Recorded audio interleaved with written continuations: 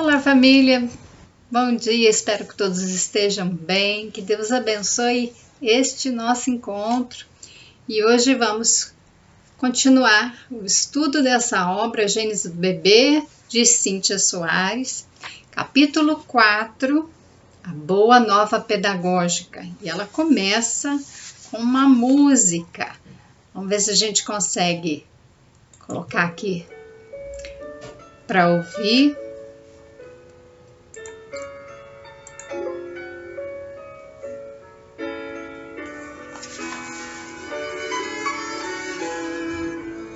É a música de Cacá Rezende, que foi apresentada no 32º Congresso Espírita do Estado de Goiás.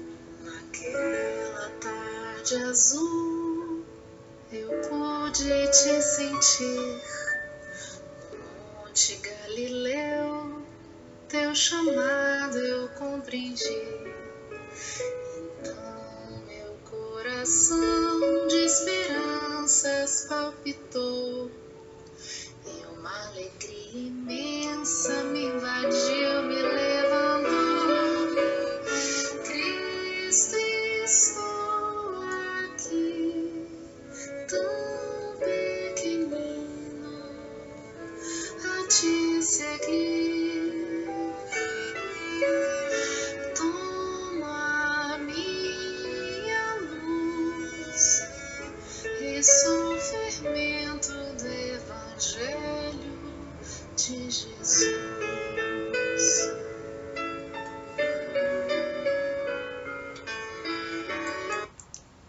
Muito bonitinha essa música, se chama Cristo, Estou Aqui.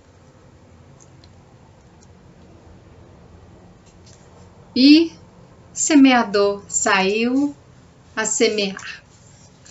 E ela fala dessa boa semente, que estamos aqui para semear os ensinamentos de Jesus, como se nós estivéssemos nos apresentando. Então, esse é um capítulo dedicado ao evangelizador espírita, em que ele vai ser o semeador, está se apresentando para Jesus. Cristo, estou aqui e venho semear a sua palavra, o seu ensinamento. Como é que nós vamos semear os ensinamentos de Jesus? Ela fala desse plantio da boa semente no solo dos corações, das crianças e dos jovens. E aí eu vou fazer uma abertura, aqui um parênteses, porque hoje mesmo eu estava fazendo uma reflexão sobre o trabalho que eu desenvolvo na Casa Espírita. No tratamento espiritual, a gente recebe pais, mães e as pessoas que estão em tratamento, é aberto ao público, mas ali se proporcionou que os pais pudessem levar as crianças, então tem a evangelização infantil que ocorre.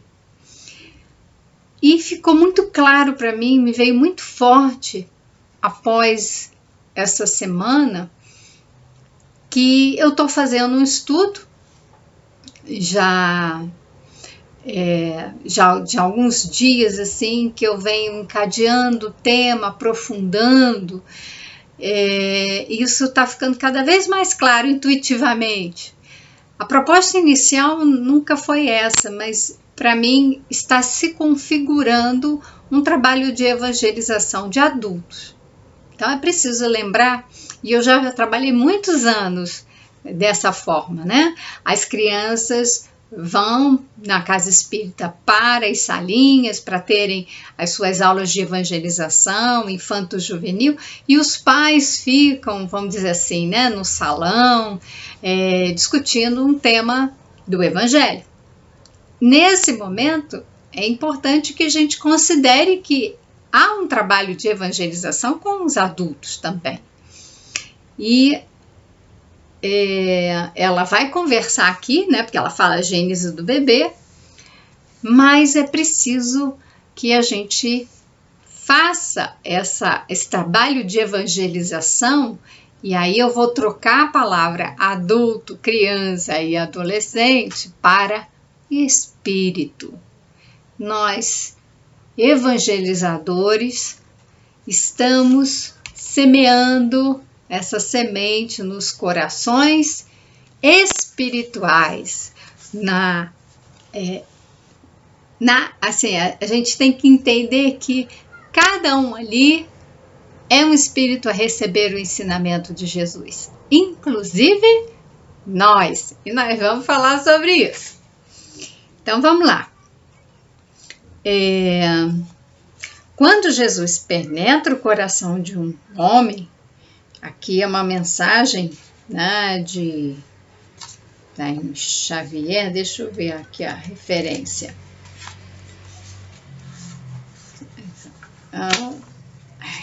Peraí.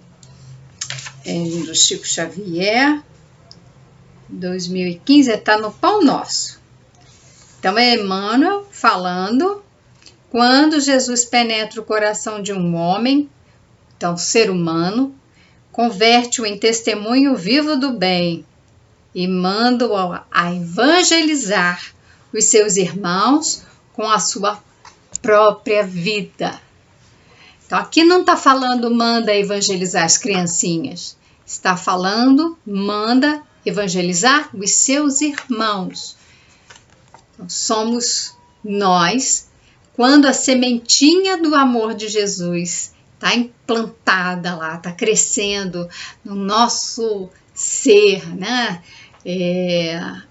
Ela flora, tá? Floresce. Essa expressão florescer tem sido muito usada para dizer que brota a nossa essência mostrando quem nós somos, a que viemos, e nós somos filhos de Deus. Então, não é uma coisa assim de, quando eu falo quem eu sou, de eu buscar condições associadas à personalidade, quem eu sou aqui encarnada, né? Mas quem eu sou na essência, eu estou falando. Então, quem eu sou espiritualmente, quem eu sou nessa condição de filho de Deus.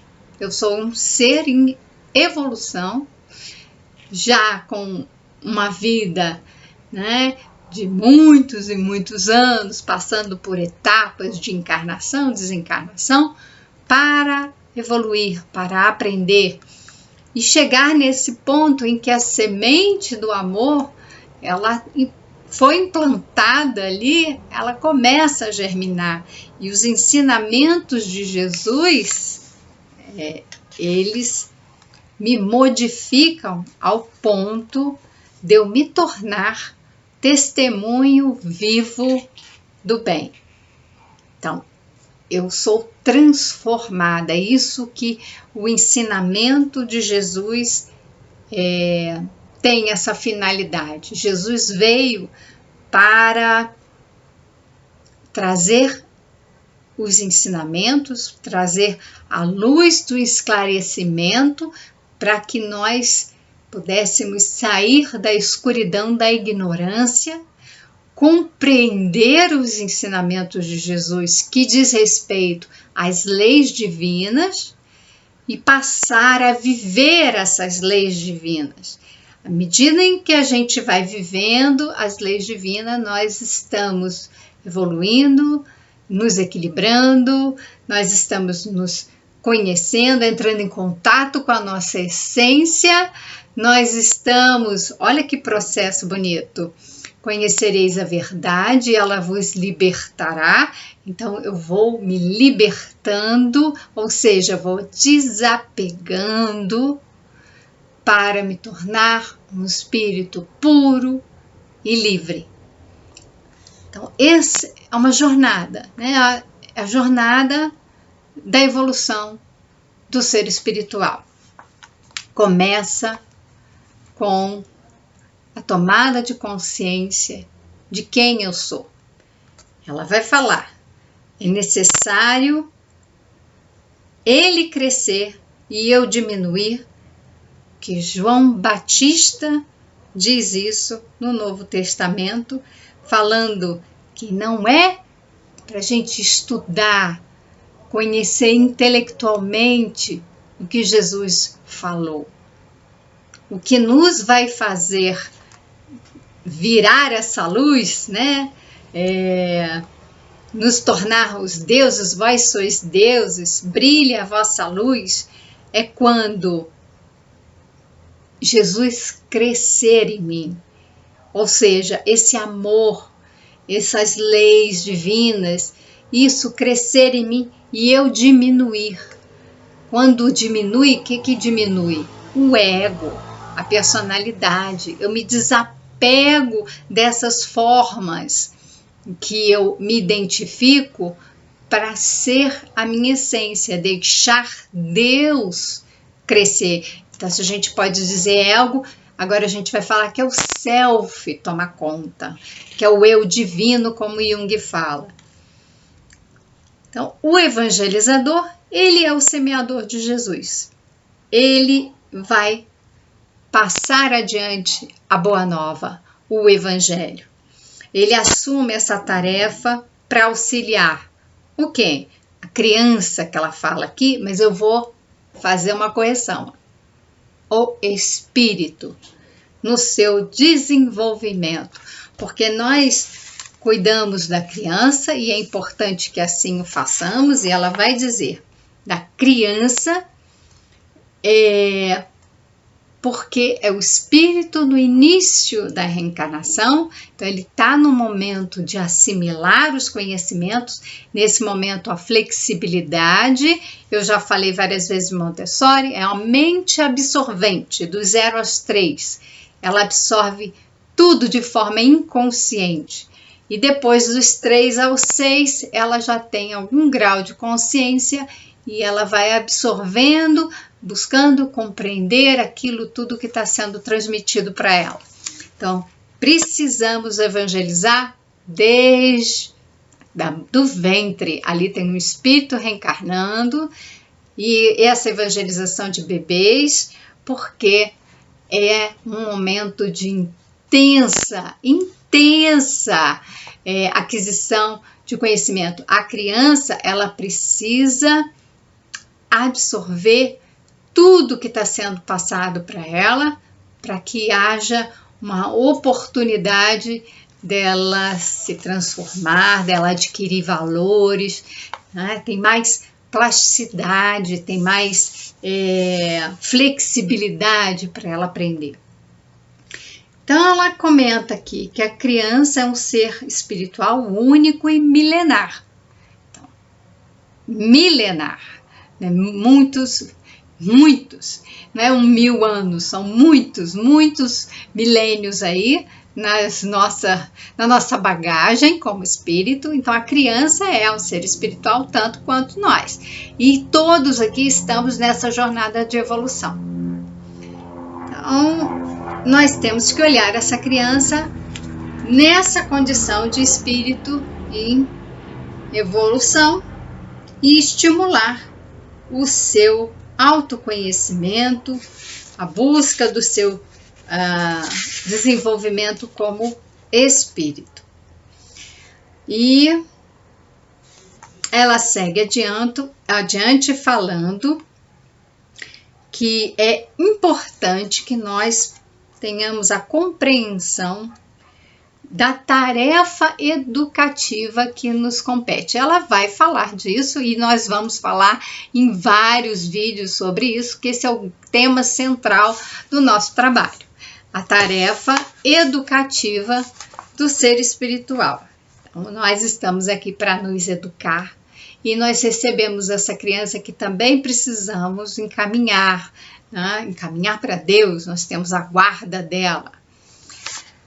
A educação dos desejos e das emoções, isso é muito importante, se fala muito hoje, embora isso já exista há bastante tempo. Então eu tenho o livro que é de 1997, foi quando eu me formei na faculdade, eu comprei esse livro chamado Inteligência Emocional. E hoje ele tem sido muito difundido, esse estudo, né, da inteligência emocional, né, principalmente porque nas escolas já se tem um trabalho que é socioemocional para poder o quê? Estimular as crianças e os adolescentes a terem uma capacidade de se relacionar, né, sócio, né? Nós somos seres sociais, então nós vamos nos relacionar. Então, as crianças e os jovens poderem se relacionar de uma forma em que haja uma regulação emocional, ou seja, de uma forma em que a emoção esteja presente, seja consciente e ela possa ser bem conduzida.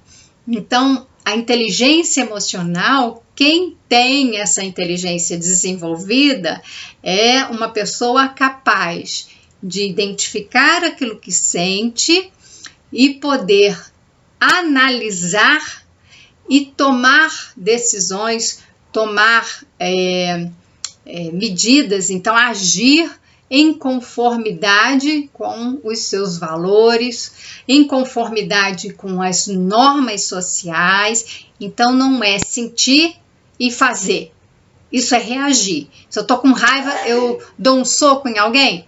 Então, isso não é inteligência emocional, isso é reação, é impulsivo.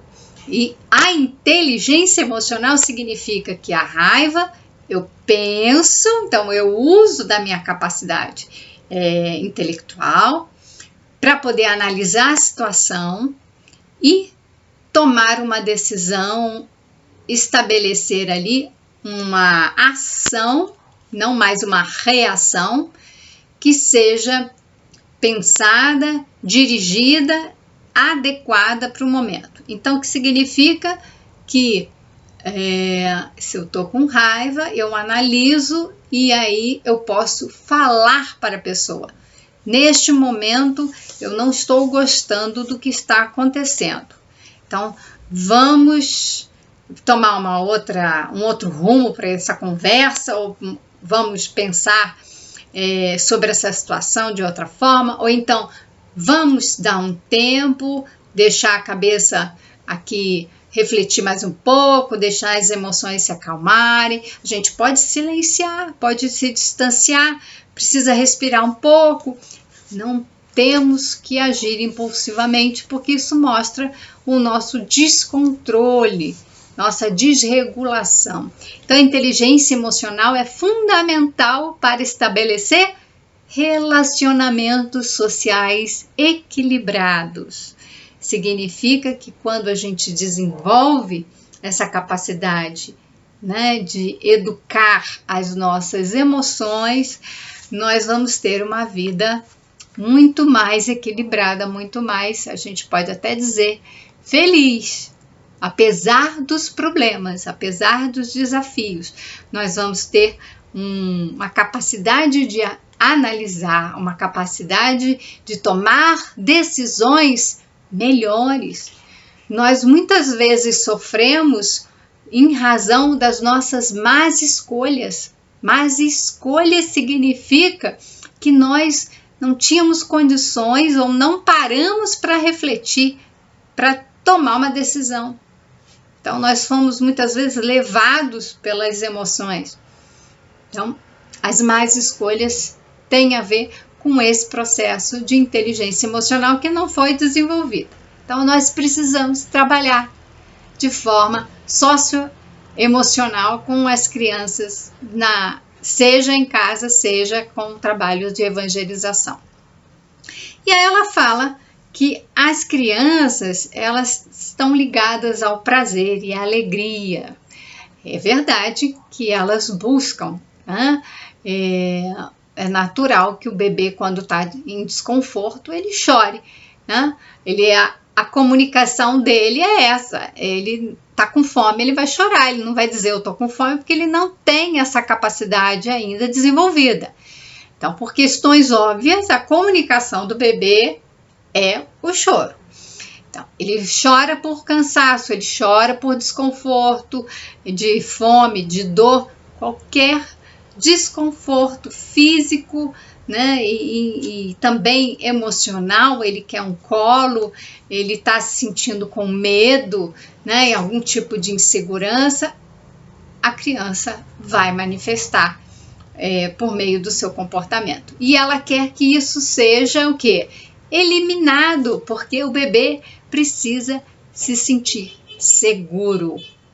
No início da vida, nós desenvolvemos o apego, para depois, no final da vida, o desapego.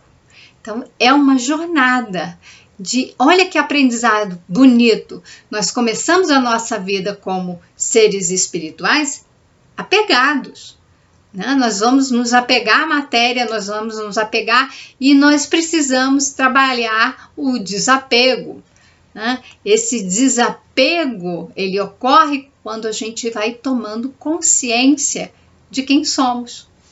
A criança, no início, ela ainda não tem consciência de quem ela é, né? Ela precisa se apegar ao outro. Somos seres sociais. Por quê? Porque nós nascemos numa condição de total dependência. Se nós ficarmos sozinhos, nós vamos morrer ao nascer. Precisamos que o outro tome conta, cuidado, dê carinho, alimento, proteção. Então, existe a necessidade de formação de um vínculo. A gente chama esse vínculo de apego. É um vínculo de segurança. Ele pode ser seguro ou não seguro. Então, esse modelo de vinculação com o outro vai depender do estilo de parentalidade, o estilo de exercício da nossa parentalidade, como que nós vamos cuidar, educar, né, tratar os nossos filhos, as nossas crianças.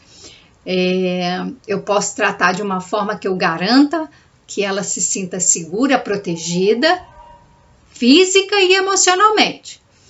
Ou eu posso fazer com que ela se sinta desprotegida. Então, ela chora, o adulto não vem, ela vai aprender que não adianta chamar, porque ela não tem aquele adulto que vai prover das necessidades dela. Então, é uma sensação de insegurança que se abate.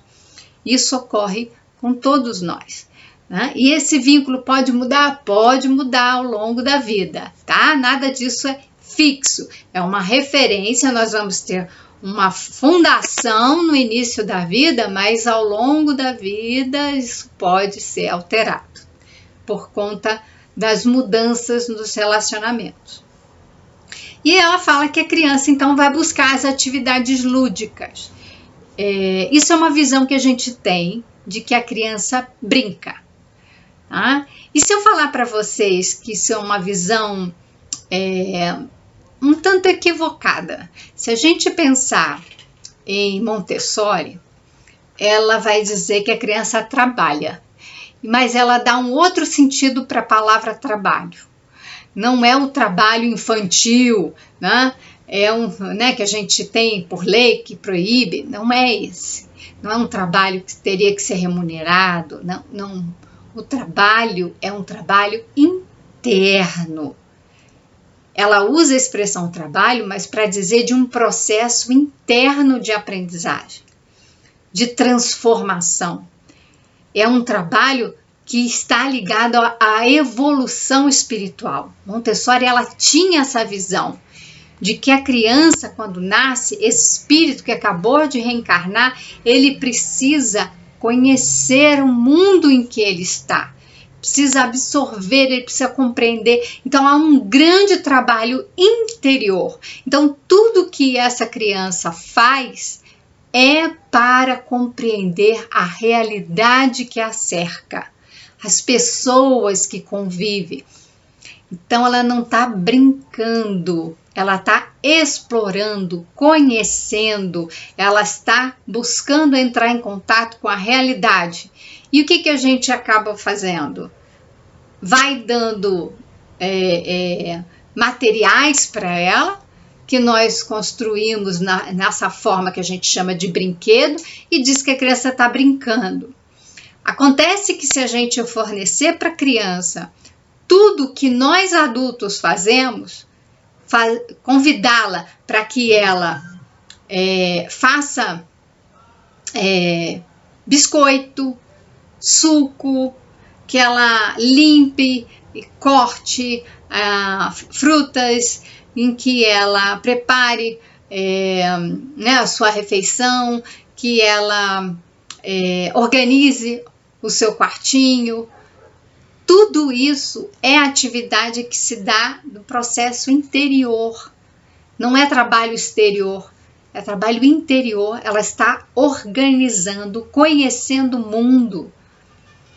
Então, não precisamos entupir a criança de brinquedo. Tem muita criança que esses dias mesmo eu ouvi um pai falando que não tem mais lugar dentro de casa, até o armário dele está ficando cheio de brinquedo da criança. E aí eu sugeri, né, mostra para a criança o quanto que é importante desapegar aquele material, aquele brinquedo que ela não usa mais, dá e leva a criança para uma instituição para que ela dê, para que ela brinque com outra criança e dê o brinquedo para essas crianças. Passe adiante, fique com aquilo que tem um apego ali afetivo, até que isso vai se desapegando. Mas assim, esse mundo de fantasia a gente explora muito na infância, quando a gente deveria estar explorando a imaginação da criança. A imaginação é que faz a criança ser criativa, que ela desenvolva o pensamento. A fantasia é uma fuga da realidade. A imaginação não. A imaginação é a criação em cima de dados de realidade. É diferente. Então, essa visão, né, de brincar é mais sério do que isso. Por isso que muitas pessoas falam, brincar é muito mais sério, mais importante do que a gente imagina. Então tem o Winnicott que fala do brincar e tem outros autores que também vão falar do brincar, e tá tudo bem usar essa expressão, desde que se compreenda os processos mentais e desenvolvimento que estão ali naquela atividade, tá? Então, dito isso, a criança ela participa do seu processo de desenvolvimento, do processo de evangelização. Ela é ativa, ela não é passiva recebendo o que o adulto passa para ela. Ela é ativa, ela vai, por isso que é importante entender, né, nesse brincar, entre aspas, é um trabalho interior, é um processo ativo, dinâmico, que se passa dentro dela, dentro o espírito. É um processo emocional, intelectual, em que a criança está se desenvolvendo. Então, mais uma coisa importante que ela coloca aqui é que nós devemos focar no trabalho de evangelização, os ensinamentos de Jesus e, como somos espíritas, no trabalho de Allan Kardec. É importante que o evangelizador e pais e mães espíritas estudem, conheçam. Agora, estudar não é só entender intelectualmente, saber. Eu falei isso essa semana. Não é conhecer, né, o que em termos assim de na questão 919 do Livro dos Espíritos, ali está falando sobre autoconhecimento, blá, blá, blá, e eu falo aquilo tudo. Tá bom, eu li, eu lembro, mas como que isso reverbera dentro de mim? E aí ela vai falar, o evangelizador deve ser uma carta viva. Essa é uma expressão que ela usa. está aqui utilizado por Emmanuel na interpretação do versículo de Paulo, segunda carta aos Coríntios, capítulo 3, versículo 3. Porque já é manifesto que vós sois a carta de Cristo, ministrada por nós, a escrita, não com tinta, mas com o Espírito do Deus vivo, não em tábuas de pedra, mas nas tábuas de carne do coração. Então, nós precisamos ser cartas vivas. Significa que nós precisamos agir em conformidade com aquilo que nós estudamos e pregamos.